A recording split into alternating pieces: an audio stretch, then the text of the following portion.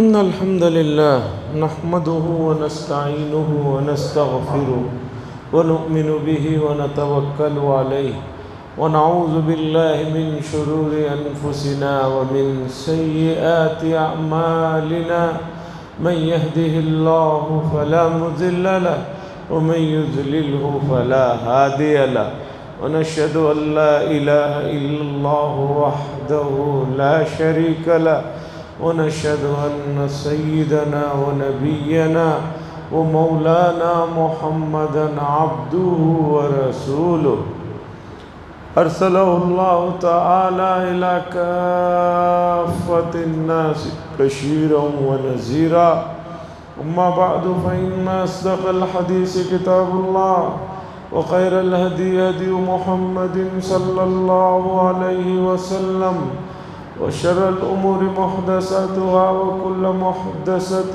بدعة وكل بدعة ضلالة وكل ضلالة في النار. قال الله تبارك وتعالى في القرآن المجيد والفرقان الحميد قل إن كنتم تحبون الله فاتبعوني يحببكم الله ويغفر لكم ذنوبكم والله غفور رحيم. وقال صلى الله عليه وسلم لا يؤمن أحدكم حتى يكون هواه تبعا لما جئت به أو كما قال صلی اللہ علیہ وسلم. حضرات، محرم الحرام کا مہینہ بھی تیزی سے گزر رہا ہے. بہت جلد دوسرا مہینہ بھی شروع ہو جائے گا. اسی طرح زندگی کا قصہ ہے. انسان کی 3 زندگیاں ہیں. یہ کہ دنیا کی زندگی ہے اور ایک زندگی یہاں سے انتقال ہونے کے بعد میدان محشر قائم ہونے تک کی ایک زندگی ہے. اسے عالم برزخ کہا جاتا ہے. یہاں سے آدمی نکلا، اس کی روح گئی، تو اب قیامت قائم ہونے تک جس کیفیت میں یا جس جگہ وہ رہتا ہے اسے عالم برزخ کہا جاتا ہے. پھر اس کے بعد قیامت کا میدان قائم ہوگا. پھر سب لوگوں کو اٹھایا جائے گا. پھر حساب کتاب ہوگا. پھر جنت یا دوزخ کا فیصلہ ہوگا. وہ تیسرا عالم ہے، تیسری دنیا ہے. اور آگے کی جو 2 دنیایں ہیں، برزخ کا جو عالم ہے اور اس کے بعد کا جو عالم ہے، اس میں اگر آدمی کامیاب ہونا ہے تو اس کے لیے اس عالم میں محنت کرنا ہوگا. اس عالم میں جو محنت کرے گا اسی کا ثمرہ، اسی کا پھل، اسی کا رزلٹ، اسی کا نتیجہ آنے والے 2 عالموں میں ملے گا. جیسے پڑھنے کی ایک عمر ہوتی ہے کہ بھی بچہ SSLC میں ہے، اب اگر یہ محنت کرے گا تو آنے والے سالوں میں اس کے لیے فائدہ ہوگا. فرسٹ پیو کے لیے راستے کھلیں گے، پھر اس میں پاس ہوگا تو اور آگے راستے کھلیں گے، اس میں اچھے نمبرات سے پاس ہوگا تو کالج کے لیے راستے کھلیں گے. اب اگر آدمی اسی میں فیل ہو جائے تو آگے اس کے کامیابی کے لیے کوئی اسکوپ ہی باقی نہیں رہ جاتا. پہلے یہاں کامیابی حاصل کرو پھر اس میں جانا ہو. اسی طرح عالم برزخ میں کامیابی کے لیے، اچھے نتیجے کے لیے یہاں آدمی کا محنت کرنا ضروری ہے. شریعت کے بہت سے معاملات کو لوگ سنجیدہ نہیں لیتے ہیں. یہ سب سے بڑا مسئلہ ہے. کئی لوگ مذاق کرتے ہیں اور ان کا یہ مذاق بہت سے مرتبہ ان کو ایمان سے نکال کر دوسری دنیا میں پہنچا دیتا ہے. شرعی معاملات میں کوئی آدمی مزاح کرتا ہے یا تمسخر کرتا ہے تو فقہا نے مسئلہ لکھا ہے کہ آدمی ایمان سے نکل جاتا ہے۔ کئی لوگ کہتے ہیں کہ بھئی مرنے کے بعد 3 ہی تو سوال کے جواب ہیں، وہ یاد کر لیں گے، دے دیں گے، ہم نے بہت یاد کیا ہے، یہاں پر قبر میں جو ہی پوچھیں گے وہ 3 سوال کے جواب دے دیں گے، کامیاب ہو جائیں گے، تو اب یہ دوسری محنت کرنے کا کیا مطلب ہے؟ وہ بہت سے لوگ کہتے ہیں کہ بھئی ہم نے دنیا میں اور خاص طور پر ہمارے بنگلور میں ہر کام رشوت دے کر پورا کیا ہے، مرنے کے وقت کہہ دیں گے کہ بیٹا کچھ پیسے روپے رکھ دو، وہاں بھی فرشتوں کو کچھ رشوت دے کر کام کر لیں۔ ایسی بھی باتیں کرتے ہوئے لوگوں کو میں نے میرے سامنے سنا ہے۔ اور آپ کو تو معلوم ہے کوئی بھی آدمی مرتا ہے تو قبر میں اپنے معمولی سے کفن کے ساتھ ہی جاتا ہے، کتنا بھی بڑا آدمی، وہی کفن کا کپڑا ہے، وہی قبر ہے۔ ایسا کبھی نہیں ہوا کہ جو ہے مرنے والے کے ساتھ اس کے بچوں نے یا رشتہ داروں نے کچھ سونا چاندی بھی اس کی قبر میں رکھ دیا ہو۔ رکھنے کی بات تو چھوڑیے، مرتے ہی آدمی کی ہر چیز اتنی غیر ہو جاتی ہے کہ نہلانے والے اور قبر کھودنے والے اکثر شکایت کرتے ہیں کہ کھودنے کے لیے اور اسی طرح نہلانے کے لیے جو ان کی ایک معمولی سی فیس ہوتی ہے وہ بھی تدفین ہونے کے بعد بھی دینے میں لوگ ٹال مٹول سے کام کرتے ہیں۔ اب وہ آدمی مردے کو تو اٹھا کر پوچھے گا نہیں بھئی تجھے دفنایا تو فیس ہی دے دے میری۔ ایک جو ان کا فیس ہوتا ہے، ایک ان کی جو اجرت ہوتی ہے، وہ بھی لوگ دینے میں ٹال مٹول سے کام کرتے ہیں۔ اور ٹال مٹول کوئی غریب نہیں بلکہ صاحب حیثیت لوگ کرتے ہیں۔ یہ عالم تو دنیا سے رخصتی کا انسان کا ہے۔ تو اب سنیے، اب آپ کہیں گے کہ بھئی قبر میں جو سوالات ہوتے ہیں ہمیں معلوم ہے 3 سوالات ہوتے ہیں، 3 کے جوابات دے دیتے ہیں۔ عزیزان گرامی، اتنا آسان نہیں ہے۔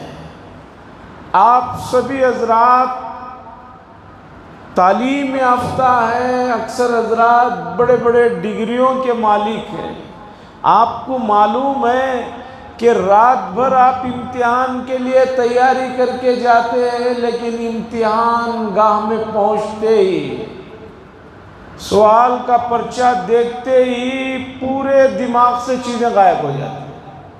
پھر واپس جب باہر آ کر دیکھتے ہی ارے یہ سوال تھا، یہ تو مجھے اچھی طرح تو میں نے یاد کیا تھا۔ کیوں؟ گھبراہٹ میں ایک خوف امتحان کا بیٹھا ہوا رہتا ہے۔ انٹرویو کو جاتے ہیں، اچھا خاصا بولنے والے رہتے ہیں، لیکن سامنے انٹرویو لینے والے کی پرسنالٹی اور اس کی ہیبت ایسی پڑتی ہے کہ بعض مرتبہ انتہائی سادہ سیدھا سوالات کے بھی جوابات نہیں دیتے، بڑے آسان سوال کے جواب میں لوگ کنفیوز ہو کر آ جاتے ہیں۔ یہ تو دنیا کے معمولی امتحان گاہوں کی معمولی سے لوگوں کے سامنے اگر یہ عالم ہے، قبر کا عالم کیا ہوگا جب فرشتے اٹھا کر بٹھائیں گے اور سوالات کریں گے اور آس پاس کوئی نہیں ہوگا تو کس طرح کا ماحول ہوگا، کس طرح کی کیفیت ہوگی۔ اسی لیے قرآن مجید کی 13ویں پارے کی اس آیت کی تفسیر میں علماء نے لکھا ہے يُثَبِّتُ اللَّهُ الَّذِينَ آمَنُوا بِالْقَوْلِ الثَّابِتِ فِي الْحَيَاةِ الدُّنْيَا وَفِي الْآخِرَةِ۔ رسول اللہ صلی اللہ علیہ وسلم نے تدفین کے بعد یہ فرمایا، لوگوں اپنے بھائی کی تثبیت کے لیے دعا کرو، اس لیے کہ اب جو سوالات ہونے والے ہیں ان سوالات کے جواب میں اگر یہ پھسل گیا یا گھبرا گیا تو بہت بڑا مسئلہ ہو۔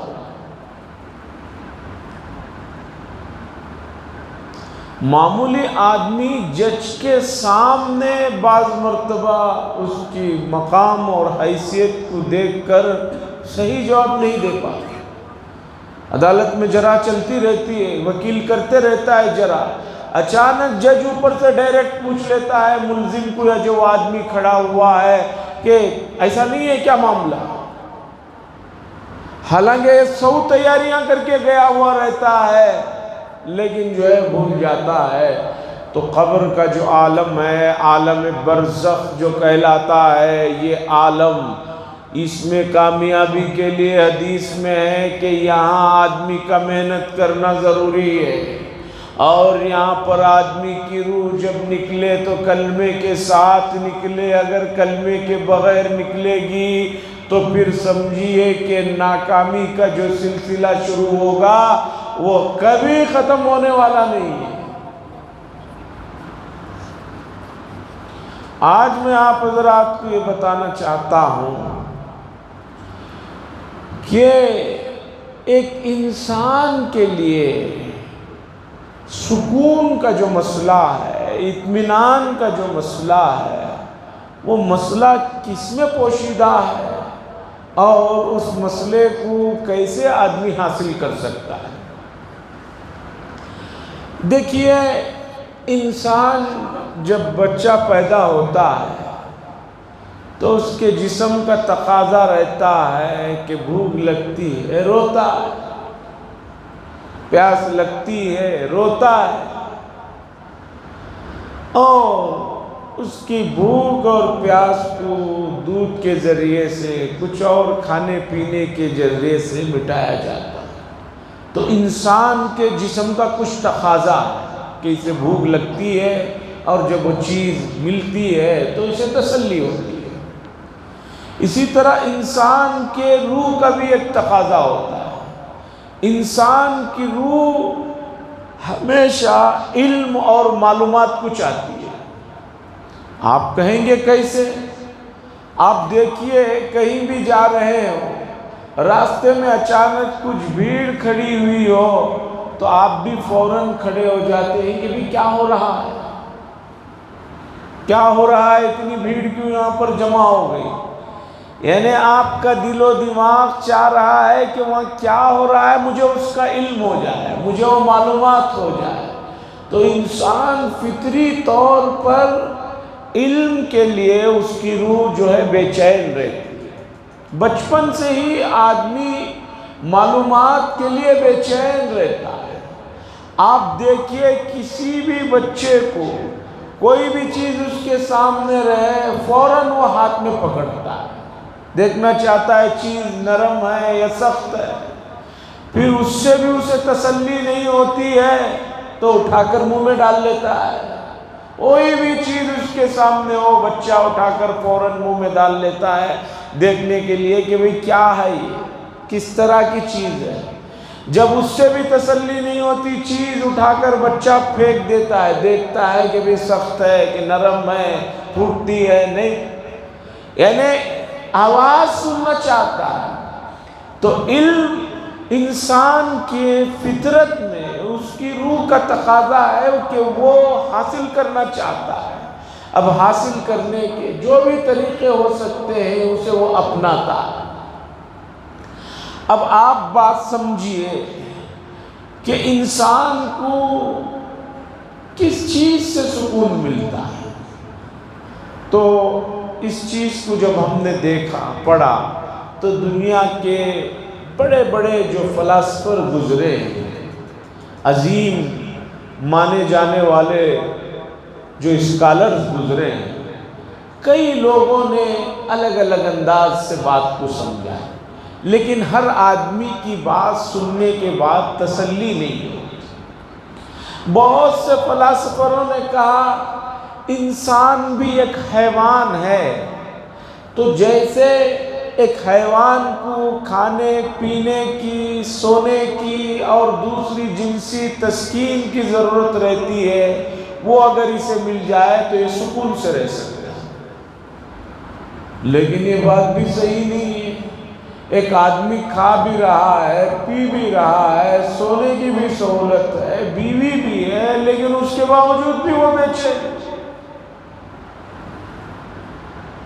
پھر بعض فلاسفوں نے کہا کہ انسان کی جو خواہش ہوتی ہے وہ اقتدار ہوتا ہے، وہ دبدبہ ہوتا ہے، وہ حکومت ہوتی ہے، وہ چاہتا ہے کہ سب سے بڑا طاقتور میں رہوں۔ لیکن یہ بات بھی صحیح نہیں لگتی، اس لیے کہ جتنے بڑے بادشاہ گزرے ہیں یا جو بھی حکومت پہ ہیں، ان کو آپ پوچھئے کہ بھئی آپ کے پاس حکومت بھی ہے، اقتدار ہے، دبدبہ ہے، دولت ہے، طاقت ہے، کیا آپ سکون سے ہیں؟ آپ کو معلوم ہونا چاہیے کہ ان حضرات کی زندگیاں جو باہر سے دیکھتے ہوئے ہمیں بہت اچھی لگتی ہے، لیکن ان کی اندرونی زندگیوں میں کتنی بے چینی ہے، اضطراب ہے، جو ان کے قریب رہنے والے لوگوں کو معلوم ہوتا ہے۔ آج سے 25 سال پہلے ایک بہت بڑے نفسیات کے پروفیسر سے میری ملاقات ہوئی۔ میں نے کہا کہ بھئی آپ کا کام کیا ہے؟ انہوں نے بتایا کہ میرا کام یہ ہے کہ ایک بڑے ملک کا انہوں نے نام لیا اور ملک کے بادشاہ کا نام لے کر کہا کہ میں ان کے پاس رہتا ہوں۔ میں نے کہا کیا کرتے ہیں؟ انہوں نے کہا کہ ان کے پاس رہتا ہوں، اتنے بڑے ملک کے اتنے بڑے بادشاہ جو ہر طرح کی چیزیں انہیں حاصل ہیں، ان کو خوش کرنے کے لیے کچھ نہ کچھ میں ان کو تسلی دیتے رہتا ہوں۔ کوئی بھی بات ملک میں ہوتی ہے، کوئی ہنگامہ ہو رہا ہے، اب وہ ہنگامہ ڈائریکٹ بادشاہ کو سنائیں گے تو ان کی صحت پر اثر پڑتا ہے، اس لیے اس بات کو ذرا ہلکی کر کے، ذرا نرم کر کے اور ذرا ایزی جیسے انداز کر کے سناتا ہوں۔ کوئی بھی بات بادشاہ تک ڈائریکٹ نہیں پہنچا سکتا جب تک کہ میرے سے وہ بات نہ ہو۔ ملک میں کچھ بھی ہو رہا ہو، اب وہ بات بادشاہ کو پہنچانا ہو تو مجھ تک لائی جاتی ہے، پھر میں اس بات کو ہلکا کر کے نرم کر کے ان کو سناتا ہوں۔ میں نے کہا کہ آپ اتنے سال ان کے قریب رہے، کیا آپ نے محسوس کیا اتنا پاورفل بادشاہ، اتنے پاورفل ملک کا؟ کہنے لگے کہ اس سے بڑا کوئی عذاب نہیں ہے کہ اس جیسے عہدے ہم لوگوں کو ملے تو ہم 2 دن میں مر جائیں۔ بات نرم کر کے تہذیب سے سنانا بھی ایک کمال ہے۔ پرانے زمانوں کا واقعہ ہے، ایک بادشاہ نے خواب دیکھا۔ خواب میں اس نے دیکھا کہ اس کے پورے دانت گر گئے۔ بادشاہ نے صبح تعبیر دینے والوں کو بلا کر پوچھا کہ میں نے ایک خواب دیکھا ہے کہ میرے پورے دانت خواب میں گر گئے ہیں، اس کی تعبیر کیا ہے؟ تعبیر دینے والا بد سلیقہ آدمی تھا، اسے بات کو صحیح انداز میں پیش کرنا نہیں آتا تھا، اور اس نے کہا کہ آپ نے بہت ہی برا خواب دیکھا ہے کہ آپ کے پورے رشتہ دار آپ کے سامنے مر جائیں گے۔ بادشاہ نے کہا کہ بڑا ہی تہذیب آدمی ہے، اسے کچھ پتہ نہیں، اتنی بری تعبیر دی۔ اس نے کہا سب رشتہ دار آپ کے سامنے مر گئے، کہا اسے لے جا کے جیل میں ڈال دیں۔ اب خواب تو دیکھا تھا، اب سکون تو آتا نہیں۔ پھر بادشاہ نے کہا بھئی کسی اور آدمی کو لاؤ، اس کی تعبیر بتائیں۔ پھر ایک معبر کو لایا گیا۔ بادشاہ نے کہا کہ دیکھو بھائی، ہم نے خواب دیکھا ہے رات میں، بالکل اچھی طرح یاد ہے کہ میرے پورے دانت خواب میں گر گئے ہیں، اس کی تعبیر کی۔ وہ آدمی جو تھا وہ مہذب تھا، اسے بات کو سلیقے سے سمجھانے کا طرز تھا۔ اس نے کہا بادشاہ سلامت، بڑا ہی مبارک خواب دیکھا ہے آپ نے، بہت اچھا خواب دیکھا ہے، خوش ہو جائیے، ہمیں کچھ انعام دیجئے۔ بادشاہ نے کہا کہ بھئی پہلے تعبیر تو دو، انعام بعد میں دیں گے۔ کہا بادشاہ سلامت، ایسا اچھا خواب آپ نے دیکھا ہے، اس خواب کی تعبیر یہ ہے کہ الحمدللہ آپ اپنے خاندان میں سب سے لمبی عمر پانے والے ہیں۔ آپ اپنے خاندان میں سب سے لمبی عمر پانے والے ہیں، اس لیے کچھ انعام دیجیے۔ بادشاہ نے کہا کہ بڑا صحیح آدمی ہے، اسے جو ہے انعام دو۔ اب دیکھیے کہ پہلے نے جو تعبیر دی، دوسرے نے جو تعبیر دی، دونوں تعبیروں کا مطلب وہی ہے۔ پہلے نے کہا کہ پورے خاندان والے آپ کے سامنے مر جائیں گے، دوسرے نے کیا کہا؟ سب سے لمبی عمر پائیں گے۔ بھئی جب سب سے لمبی عمر پائے گا یہ آدمی تو اس کے سامنے ہی مریں گے نا سب۔ لیکن بات کو سلیقے سے، قرینے سے سمجھانے کی وجہ سے مسئلہ آسان ہو گیا۔ تو عزیزان گرامی، فلاسفروں نے، بڑے بڑے لوگوں نے کہا کہ انسان کی خواہش، اس کا سکون اس میں مضمر ہے کہ اسے دولت کے ساتھ اقتدار ملے اور اسے جو ہے پاور حاصل ہو۔ لیکن ہم نے دیکھا کہ دنیا کے بڑے بڑے پاورفل آدمی، بڑے بڑے بادشاہ، بڑے بڑے اس طرح کے لوگ جن کے پاس سب کچھ تھا، ان کی زندگیوں کے آخری لمحات کو آپ دیکھیں گے تو پتہ چلے گا کہ انہوں نے اپنی زندگیوں کے آخری دور میں کیا کہا ہے، کیا لکھا ہے۔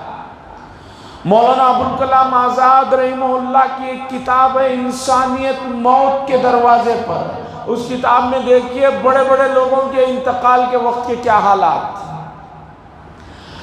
سب لوگوں نے اپنے طور پر الگ الگ بات کی، لیکن ہم نے جب قرآن و حدیث کو دیکھا کہ قرآن و حدیث کیا کہتا ہے، قرآن و حدیث میں ہمیں کیا چیز ملتی ہے، ہمیں پتہ چلا کہ انسان کا سکون اور اطمینان اس میں ہے کہ اس کی روح بے چین نہ رہے، اس کی روح کو اطمینان حاصل ہو۔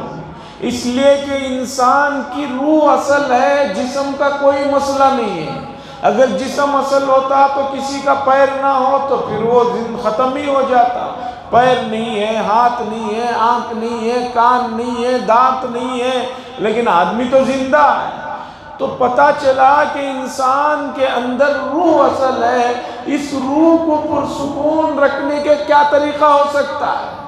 اس روح کو پرسکون رکھنے کے لیے جب ہم نے تاریخ کے گزرے ہوئے دوروں میں دیکھا، دنیا میں جو بڑی بڑی حکومتیں کی ہیں ان میں حضرت سلیمان علیہ السلام کا بھی نام آتا ہے کہ دنیا کی اتنی بڑی حکومت، اتنی بڑی سلطنت اللہ تعالیٰ نے انہیں عطا فرمائی تھی کہ اس سلطنت کا عالم یہ تھا کہ ہوائیں بھی ان کے ماتحت میں تھی۔ ہواؤں کو حکم دیتے تو ہوائیں بات سنتی۔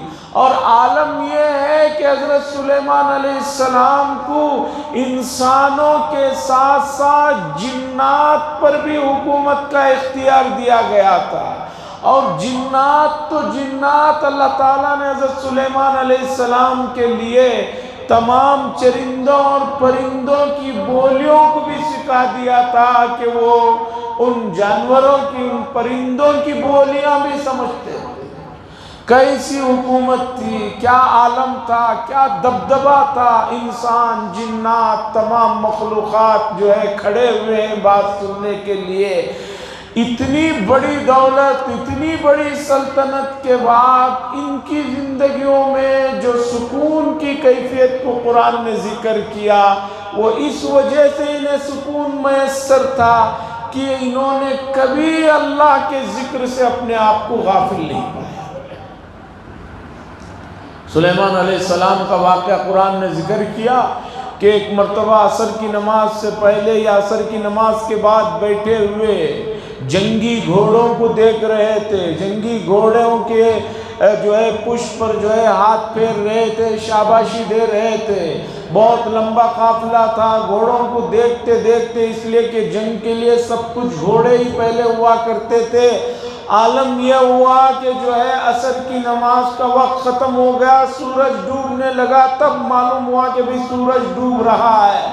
تو فوراً حضرت سلیمان علیہ السلام نے دعا کی، سورج تو رک گیا، آپ نے عصر کی نماز ادا کی اور اس کے بعد کہا کہ بھی ان چیزوں نے ہمیں اللہ کے ذکر سے غافل کر دیا۔ اس کے بعد آپ نے سخت ان چیزوں کے لیے جو ہے سزائیں تجویز فرمائی۔ بتانا یہ چاہتا ہوں عزیزان گرامی کہ آپ تاریخ میں جو کامیاب لوگ جن کو آپ سمجھتے ہیں، ان کی زندگیوں پر کتابیں لکھی ہوئی ہیں، ان کے انتقال کے وقت کے حالات لکھے ہوئے ہیں، پڑھیے۔ ان تمام لوگوں نے زندگی کے آخری لمحات میں اپنے آپ پر کتنا افسوس کیا ہے، کتنا شرمندہ ہوئے ہیں، اور کتنے بڑے لوگ جو دنیا میں آئیڈیل مانے جاتے تھے، آخر وقت میں انہوں نے خودکشیاں کی ہیں۔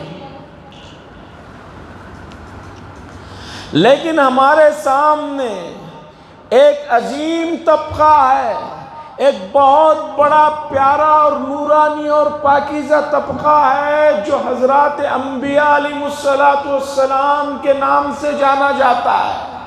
اور یہ طبقہ 1 2 10 20 50 نہیں بلکہ 1,24,000 انبیاء علیہ السلام کا ایک بہت نورانی اور پاکیزہ طبقہ ہے۔ اس طبقے کی ان کے حالات کو جانیے کہ ان میں بعض انبیاء وہ ہیں جو مالی اعتبار سے، دنیا کی دولت کے اعتبار سے مستحکم تھے، لیکن ایک بہت بڑا طبقہ اس میں ایسا تھا کہ جن لوگوں کو صبح کی روٹی اگر میسر ہے تو شام کا کوئی ٹھکانہ نہیں تھا۔ رسول اللہ صلی اللہ علیہ وسلم کی تاریخ پڑھیے، سیدہ عائشہ رضی اللہ تعالیٰ عنہ فرماتے ہیں 2 چاند نظر آ جاتے تھے اور آل محمد کے گھر میں چولہا نہیں جلتا تھا۔ ہم کو یہ نہ سمجھے بھی چولہا نہیں جلتا تھا تو باہر سے کھانا آ جاتا تھا، اگر نہیں، دودھ اور کھجور پر گزران ہوتا تھا، صرف دودھ اور کھجور پر کام چلتا تھا۔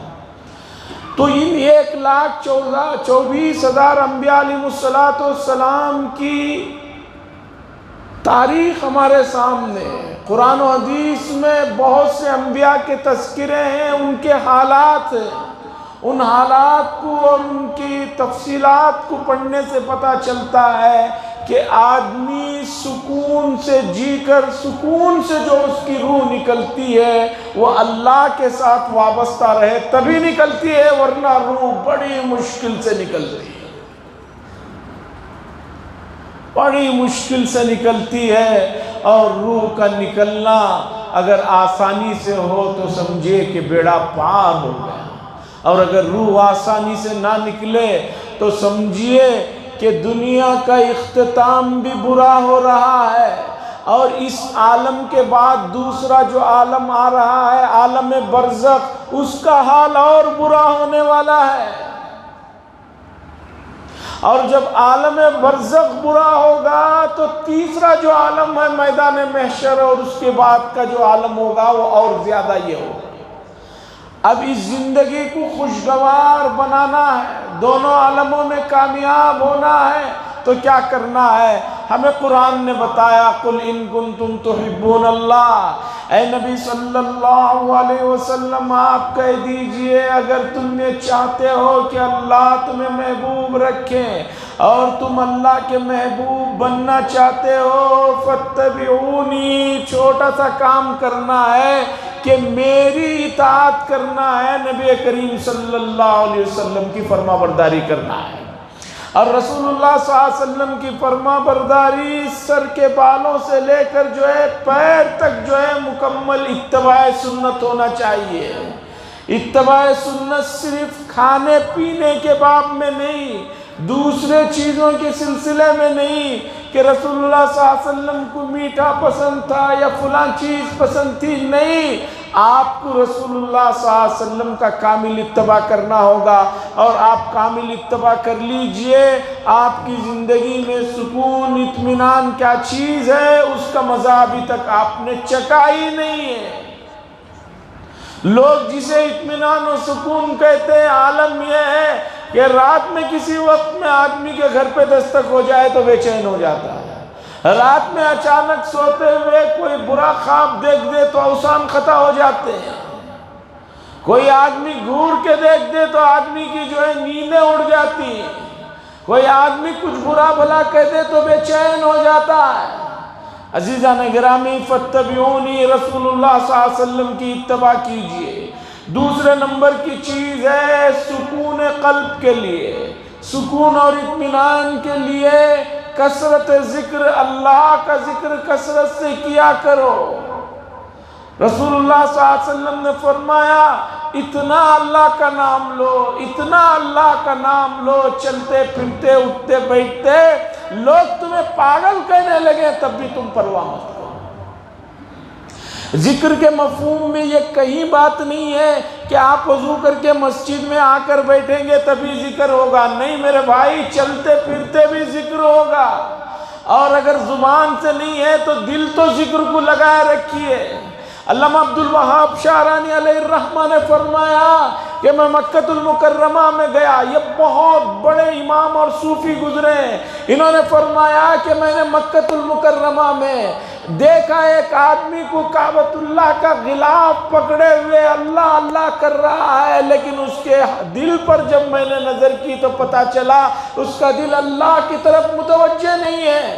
اسی مکہ کے بازار میں نے ایک عطر کی دکان میں ایک آدمی کو دیکھا، معمولی سا آدمی جو عطر بیچ رہا ہے، عطر کی قیمت بتا رہا ہے، عطر لوگوں کو لگا رہا ہے، لیکن اس کے دل پر جب میں نے دیکھا تو اس کا دل اللہ کے ساتھ اس حال میں بھی لگا ہوا ہے۔ کثرت ذکر، اللہ کے نام کی جو عظمت ہے، اس کی جو خوبی ہے، آپ سوچ ہی نہیں سکتے، اندازہ ہی نہیں لگا سکتے۔ یہ نام کتنا پاورفل ہے، کتنی تاثیر ہے، کتنا اثر ہے، اس کا اندازہ لگانا ہے تو اٹھتے بیٹھتے چلتے پھرتے ذکر کیجئے۔ ملک کے حالات، خاص طور پر ریاست کے حالات دن بدن کئی علاقوں میں کشیدہ ہوتے جا رہے ہیں، بہت خبریں آپ تک سب پہنچتی رہتی ہیں۔ میری گزارش ہے کہ ان خبروں کو آگے بڑھانے کا سلسلہ ختم کریں، ان خبروں کو آگے بڑھانے کے بجائے اللہ کی طرف متوجہ ہو کر اللہ سے کہیں کہ اللہ حالات کو درست فرما۔ اور نوجوان جو تعلیم کو چھوڑ کر، جو سنجیدہ کام ہے اسے چھوڑ کر جو بھٹک رہے ہیں مسلم علاقوں میں، خاص طور پر سلم علاقوں میں، دن بدن ان کی غیر اسلامی غیر انسانی جو حرکتیں ہیں وہ بڑھتی چلے جا رہی ہیں۔ بیکاری، فضولی، نشے میں جو ہے کم سے کم عمر بچوں جو ہے دن بدن بڑھتے چلے جا رہے ہیں۔ آپ اپنے علاقوں میں چلتے پھرتے ان چیزوں پر نظر رکھیں اور ان کو پیار سے سمجھائیں، ان کے ذمہ داروں کو متوجہ کریں، اس لیے کہ جب ماحول بگڑتا ہے تو اس کے اثرات وہاں سے نکل کر سب گھروں کے اندر آ جاتے ہیں۔ حالات اس پیمانے پر ہیں اور امت کا نوجوان طبقہ نہ دینی تعلیم ہے، نہ دنیاوی تعلیم ہے، نہ کچھ عقل و شعور ہے، کوئی بھی کچھ بات بھیج دے کر دے فوراً بھڑک جاتا ہے، روڈوں پر آ جاتا ہے۔ مستقل قوم کو روڈوں پر لانے کے لیے لوگ لگے ہوئے ہیں، اسی پر مستقل محنتیں ہو رہے ہیں۔ ذرا سمجھیں، ذرا جانیں، ذرا سوچیں، اللہ نے ایمان جیسی دولت دی ہے تو عقل بھی آپ کے پاس ہے، اپنی عقل کو استعمال کریں، اور اگر وہ نہیں استعمال کر رہے تو ہم لوگوں کی ذمہ داری ہے کہ ان کو ان چیزوں کی طرف متوجہ کریں۔ اللہ سے دعا فرمائے اللہ تبارک و تعالیٰ اس کی بے شمار محبتیں عنایت فرمائے اور کثرت ذکر کی توفیق نصیب فرمائے۔ وآخر دعوانا الحمدللہ رب العالمین۔